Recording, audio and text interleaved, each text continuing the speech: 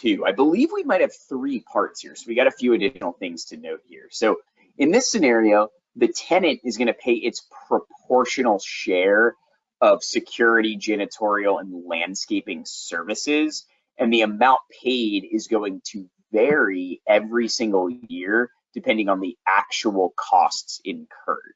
So in this scenario, these are services, right, that the tenant is investing in. However, keep in mind that the tenant would, of course, never pay for these services if it wasn't also renting the physical asset, which is the building. So because of that, these are still considered components of the contract, but they are not going to be considered lease components because they're not a physical asset. They are considered a non-lease component because they are services associated with that asset. Now, even further from that, one question you'll want to ask yourself is, are these payments fixed in the contract or are they variable? We make it obvious here where we say that the amounts are going to vary every year depending on actual costs. Lessees have what's called a practical expedient that they can adopt, where rather than having to allocate the total cost in the contract to your lease components and non-lease components, you'll have the option to combine lease and non-lease components where the fixed consideration in the contract gets capitalized and any of the variable consideration is simply expensed on the income statement when it is incurred, because you cannot predict accurately exactly what you owe, and there is no minimum requirement here for the tenant paying its proportional share. So because of all of that, this is not considered technically a lease component. It is going to be considered a variable non-lease component. So because of that, this will not get capitalized on the balance sheet. You will simply incur an expense in the periods that you actually incur the proportional share of the services.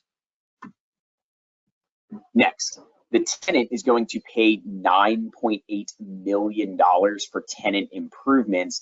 Those are going to be owned by the tenant. The first thing that any guidance would suggest when a tenant has tenant improvements going on is to identify whether the asset actually is owned by the tenant or the landlord. So because the tenant themselves actually owns the asset that they are paying for the improvements on this lease, this is not going to be considered a component of the lease agreement.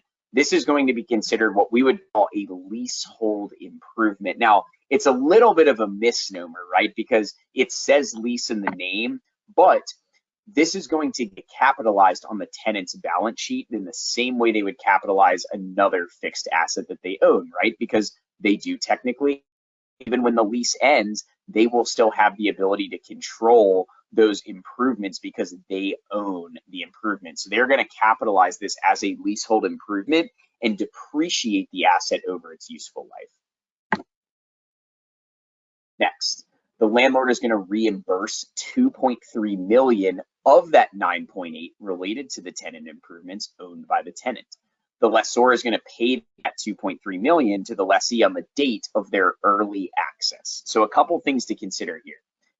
Because the landlord is reimbursing the tenant for some of those improvements, you're not going to reduce the value of the capitalized asset, right? Because the value of it was still that 9.8 million. However, what you would consider that reimbursement is a lease incentive.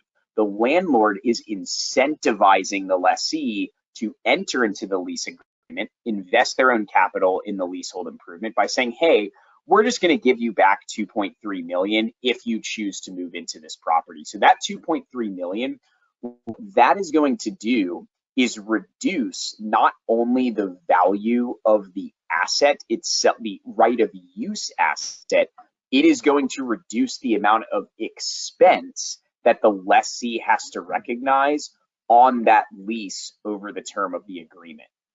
So we'll showcase how that works when we get to the journal entry section, but the timing of this also matters too, right?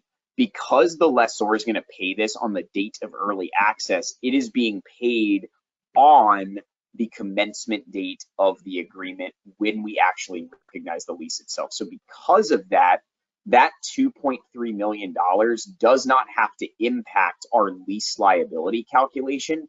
It's already being paid to the lessee, right?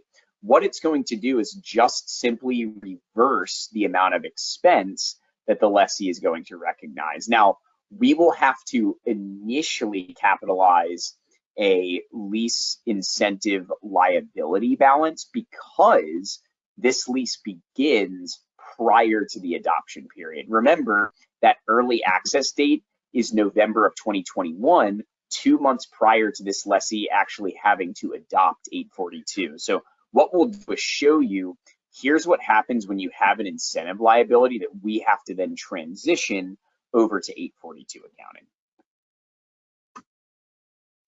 So as we say here, this will be a reduction of that initial asset value and a reduction to the periodic stream.